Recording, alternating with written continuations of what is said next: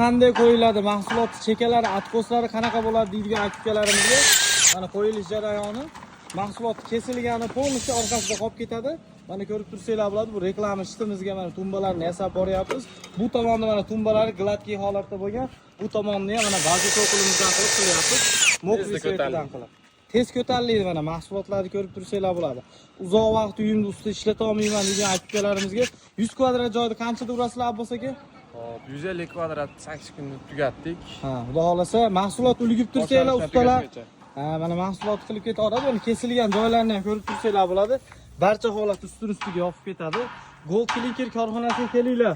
Xuddi shunday mahsulotlarni sizlar ham o'zingizlarni viloyatingizlarda, o'zingizlarni respublikangizlarda ishlab chiqarish imkoniyatingiz bor. Sizlarni korxonamizda kutamiz.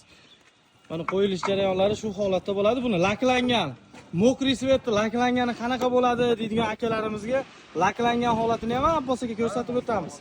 Pulizatorda sepilishligini sizlarga to'liq holatda hammasini ko'rsatib o'tamiz. Korxonamizga kelinglar, Gold Clinkerga 50 dan oshiq variantdagi tosh va qoliplar bu barchasi Gold Clinkerda.